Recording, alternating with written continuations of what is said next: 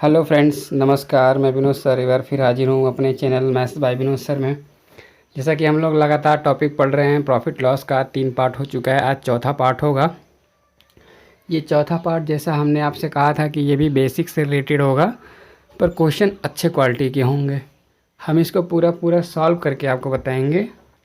उसके बाद आज ही हो सकेगा तो रात तक एक वीडियो पड़ेगी जो एसएससी सीजीएल मेंस में आए हुए क्वेश्चन है, जो बच्चे मेंस से बहुत डरते हैं कि बहुत टफ़ क्वेश्चन आता है, उसको हम आपको सॉल्व करके दिखाएंगे कितने इजी वे में उसको हम सॉल्व कर सकते थे। पर बच्चे ने बहुत सारी गलती की, बहुत कैलकुलेटिव समझ लिए पेपर को और बहुत टफेस्ट मोड में उसको सॉल्व करके आए, जबकि उस पेपर को बहुत इजी वे में किया जा सकता था। तो हम जो आपको तीसरा पार्ट बना करके अपलोड किए हैं वीडियो, जो आप लोग देखे होंगे, वो तीसरा पार्ट ही रिलेटेड होगा ये जो आज रात में वीडियो पड़ेगी उससे। अगर आप तीसरा पार्ट नहीं देखे होंगे तो वो आज रात में जो आपकी वीडियो पड़ेगी वो समझ में नहीं आएगा। तो पहले मैं आपसे कहना चाहता हूँ कि अगर तीसरा पार्ट पहले ज़रूर देख लीजिएगा, आज रात का जो 5वां पार्ट होगा उसको देखने के लिए। चलिए आज का सेशन शुरू करते हैं। आज भी बहुत अच्छे ज़बरदस्त क्वेश्चन लेकर के आए हैं, पर आज तो मैं आपको सॉल्व करके बताने वाला हूँ, क्योंकि ऑप्शन नहीं है, सारे क्वेश्चन सॉल्व करके ही आपको बताएंगे। चलिए तो आज का पहला क्वेश्चन शुरू करते हैं। जैसा कि कह रहा है कि रोहित 1200 रुपये में 2 किताब खरीदता है। पहले किताब को 30% लाभ पर तथा दूसरे किताब को 30% हानि पर बेचता है। यदि पूरे व्यापार में उसे ना तो लाभ हुआ हो ना हानि हुआ हो तो दोनों वस्तुओं का क्रय मूल्य ज्ञात कीजिए। अब ऐसे क्वेश्चन को ध्यान से समझिए। ऐसे क्वेश्चन को आप जो है कई तरीके से लगा सकते हैं। इसका आंसर 900 300 आएगा, तो 300 900 जो भी है, लेकिन तरीका आपका अलग अलग हो सकता है। बहुत सारे मतलब इसके कॉन्सेप्ट होते हैं। मैं आपको बता दूं, एक तरीका है जैसे एलिगेशन वाला, तो एलिगेशन से लगाते हैं हम। एलिगेशन का जो तरीका है आप उसे एक बार अपने दिमाग में रख लीजिएगा, बस उसी से हम लोग बाकी क्वेश्चन करते हुए चलेंगे आगे के। तो जैसे सपोज दैट कि 30% का लाभ हो रहा है, तो यहाँ पे आप लिखोगे 30% प्लस में 10% का हानि, तो -10%। कह रहे थे पूरे व्यापार में ना लाभ हो ना हानि हो, तो यानी यहाँ पे 0 हो गया। देखिए इसका डिफरेंस हो गया कितना, 10। अब इसका डिफरेंस कितना हो गया, 30। तो देखिए ये 0 से 0 कट गया, यानी 1:3 के अनुपात में बटेगा पैसा। तो 1:3 यानी 1 और 3 कितना हो गया, 4। तो 4 बराबर दिया है कितना, 1200। 4 बराबर 1200, तो 1 बराबर 300।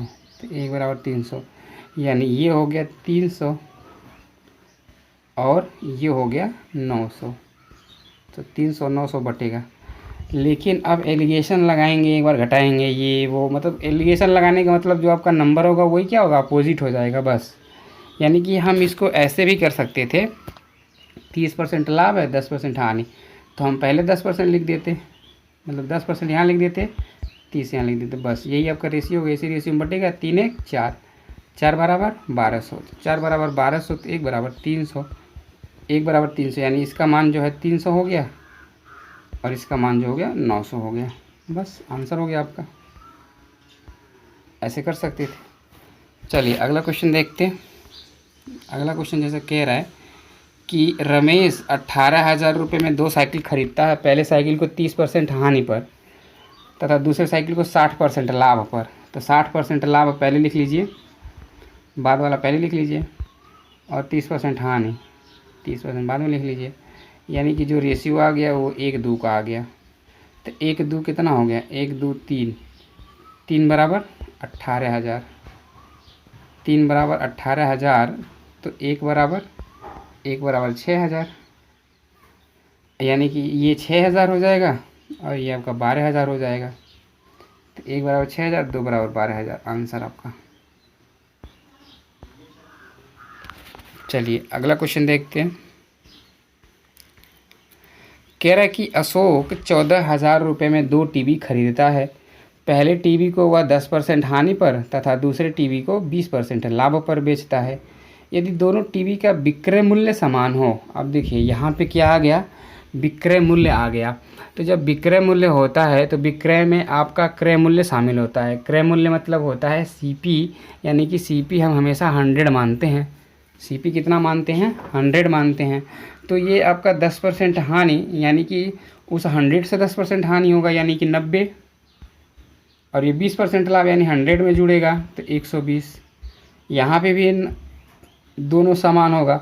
तो अब इस जो 90 120 है, इसी को आपको क्या करना है, अलग अलग मतलब चेंज करना है। जो बाद वाला है उसको पहले लिखना है, यानी कि हमें 120 को पहले लिखना है। 20% लाभ है, 120 पहले, 10% हान यानी 90 बाद में। काट दीजिए, 0 से 0 कटा, 3 त्रिक 9, 3 चौक 12, यानी कि 4 3 7, तो 7 बराबर हो गया 14,000। 7 बराबर 14,000, यानी 1 बराबर 2,000। 1 बराबर 2,000 हो गया। देखिए, यदि 1 बराबर 2,000 तो 3 बराबर 6,000। एक टीवी 6,000 में बेची गई होगी और एक टीवी 2 चौक 8,000 में, एक टीवी 8,000 में बेची गई होगी। आ गया आंसर। एक का आंसर 6,000, एक का आंसर 8,000। चलिए अगला क्वेश्चन देखते हैं। कह रहा है कि करिश्मा 4,000 रुपये में 2 साइकिल खरीदती है।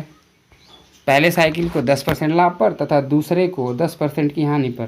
तो दूसरा है 10% की हानि पर, तो पहले लिख लीजिए इसको, और ये 10% लाभ पर, इसको बाद में लिख लीजिए। देखिए रेशियो कितना हो गया, 9:11। तो 9:11 कितना हो गया, 20। 20 बराबर कितना, 40,000। 20 बराबर 40,000। तो अब जैसे काट लीजिए, एक से कटेगा ये 2,000 गया, यानी 1 बराबर कितना, 2,000। तो 11 बराबर 22,000। एक साइकिल कितने की थी, 22,000 की, और एक साइकिल कितनी थी, 9 दूना 18,000। तभी तो दोनों मिला करके 40,000 की थी। चलिए अगला क्वेश्चन देख लेते हैं। कह रहा कि केसरी कुछ चावल 1,000 रुपये में खरीद कर लाता है। इसके 2/5 भाग को 20% की हानि पर, बचे हुए भाग को कितने % के लाभ पर बेचे कि पूरे व्यापार में 20% का लाभ हो। अब देखिए, अब ऐसे क्वेश्चन को क्या करना है कि अब 1,000 से यहाँ पे कोई मतलब ही नहीं है। 1,000 से कोई मतलब नहीं, सिंपल जैसे बोल रहा है 2/5 भाग 20% हानि पर, हानि मतलब -20। उसके बाद प्लस कह रहा है कि बचे हुए भाग को, तो 2/5 भाग अगर आप बेच देंगे तो बचेगा कितना, 3/5 भाग, यानी इसी में से 5 में से ये 2 घटा लीजिए तो बचेगा 3/5। इसे कितने भाग पर बेचे कि ओवरऑल टोटल 20% का लाभ हो। कितना लाभ हो, 20%। अब देखिए दिन सिंपल सा, कुछ करना नहीं है, 5 से कटेगा 20 4 बार में, 2 चौक 8, -8 उधर जाएगा तो +8, यानी 28 हो जाएगा, और 5 का गुणा हो जाएगा 28 में, तो 28 बच्चे 140, यानी कि सीधे 3x बराबर 140। x बराबर 140/3 कर देंगे, ये आपका परसेंटेज में आंसर आ जाएगा। चलिए अगला क्वेश्चन देखते हैं। कह रहा है कि रोहित 7,000 रुपये में कुछ चावल खरीदता है। इसके 3/5 भाग को 10% लाभ पर बेचता है। बचे हुए भाग को कितने % की हानि पर बेचे कि पूरे व्यापार में 10% की हानि हो। सिंपल, 3/5 भाग को 10% लाभ, 3/5 हो गया, 10% लाभ +10 प्लस, अब 3/5 हो गया तो 2/5 बचेगा। अगर इसे नहीं मालूम होगा आपको निकालने के लिए तो 1 से घटा लीजिएगा। 1 से घटाएंगे आप 3/5, देखिए 5 करने 5, 5 में से 3 गया 2, यानी कि 2/5। तो ये आप निकाल सकते हैं 1 से घटा करके। चलिए अब कह रहा है कि ओवरऑल क्या हो, 10% की हानि हो। 5 से कटा 10 2 बार में, 3 दूना 6, -6 इधर जाएगा तो कितना हो जाएगा, -6, इधर जाएगा तो -10 पहले से है, -16, यानी कि 2/5 बराबर -16। तो ये आपका हो जाएगा सीधे 16 × 5 = 80, और ये ऐसे काट दीजिए, 2 से काट दीजिए 16 को 8 बार में, तो 5×8 = 40। x का मान कितना आ गया 40, यानी कि -40। यानी दूसरे वस्तु को वो 40% की हानि पर बेचे, यानी बचे हुए भागों को 40% की हानि पर बेचे, तो ओवरऑल जो उसको हानि होगा वो 10% का होगा। चलिए, अब इसमें 7,000 का कोई रोल नहीं है। अगर आप 7,000 को लेकर के लगाते भी हैं तो बहुत बड़े में रूप में जाएगा और हो सकता है कि मतलब प्रॉब्लम ज़्यादा हो।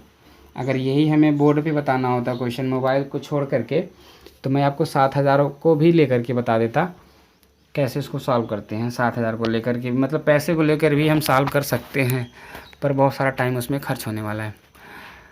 चलिए अगला क्वेश्चन देखते हैं। तो अगला क्वेश्चन क्या है, कह रहा है एक दूध वाला दूध बेचकर 40% का लाभ कमाता है। यदि वह दूध में 20% पानी भी मिलाता हो तो उसका अतिरिक्त लाभ। अब देखिए ध्यान से समझिएगा, बहुत सिंपल सी बात है, मतलब अतिरिक्त लाभ पूछा है, यहीं पे थोड़ा सा आपको फोकस करना होगा। मान लेते हैं कि दूध वाली की सीपी कितनी है 100, 40% लाभ लेगा तो सीधे 140 में बेचेगा। लेकिन कह रहे 140% के बाद वह क्या है, यदि वह दूध में 20% पानी भी मिलाता है, यानी कि 140% में अलग से वो 20% कमाता है।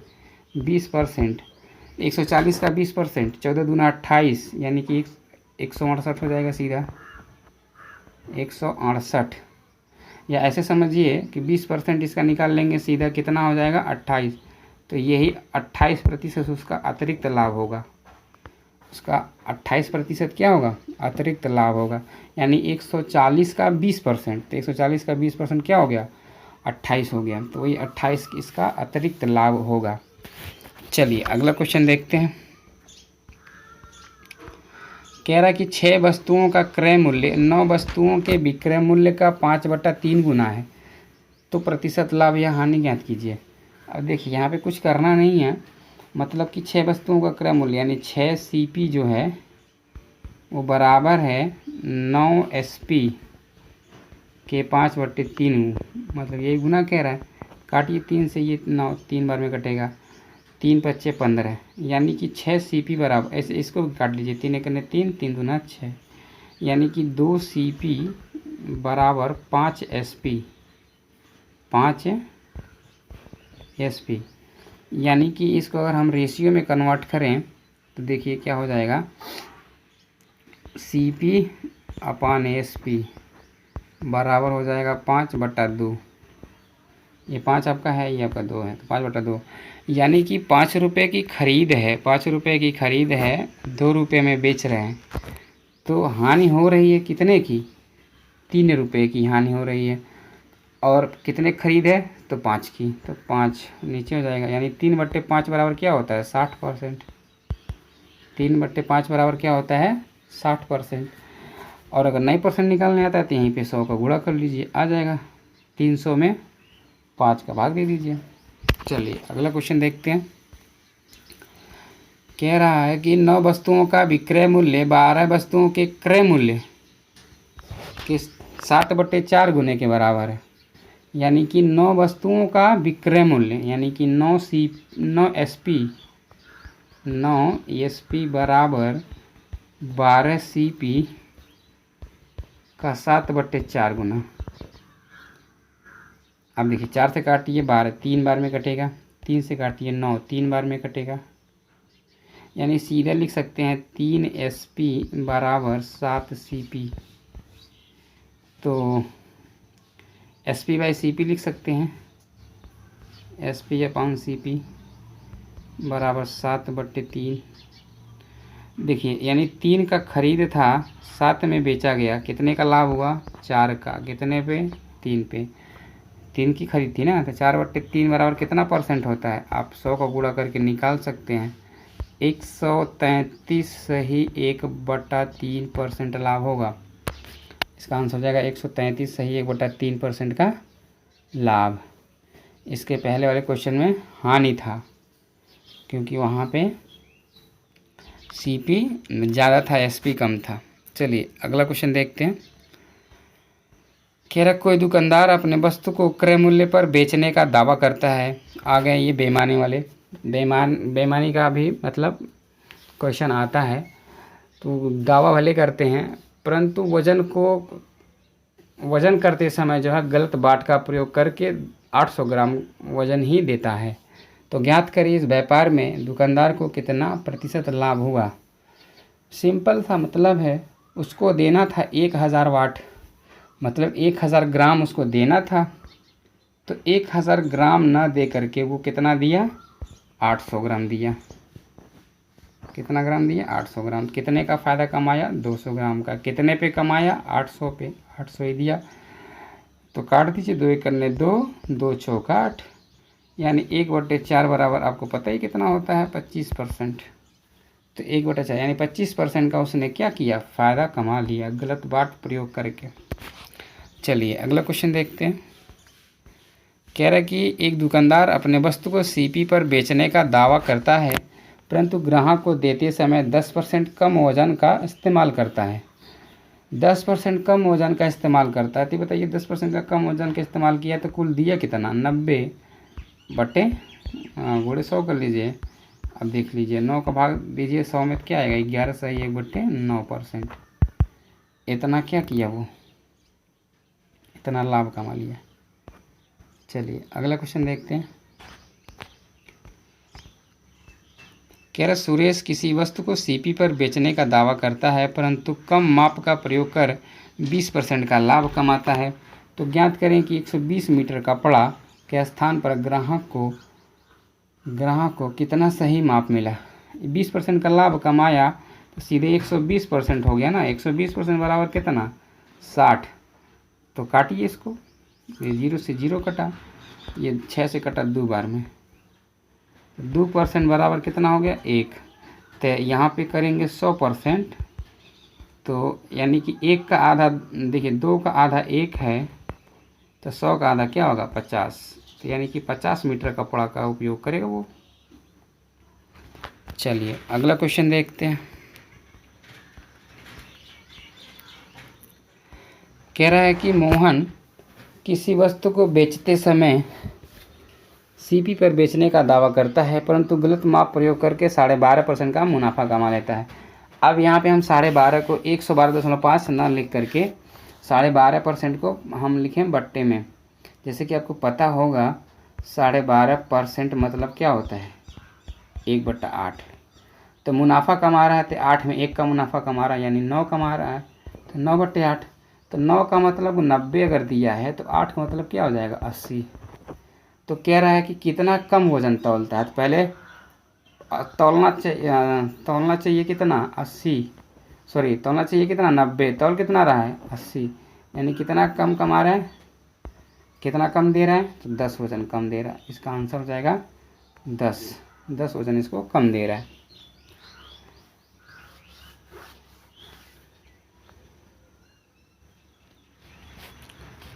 चलिए अगला क्वेश्चन देख लेते हैं। अब क्वेश्चन नहीं है, बस इतना ही था आज के मतलब सेशन में।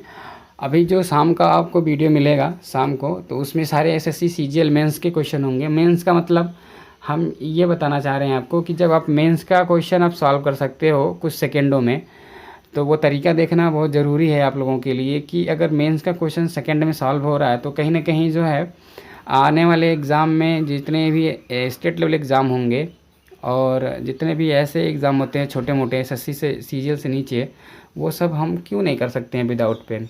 तो वही देखना दिलचस्प होगा कि जब हम मेंस का क्वेश्चन विदाउट पेन कर सकते हैं, कम से कम समय में कर सकते हैं, तो बाकी एग्ज़ाम का तो कर ही सकते हैं।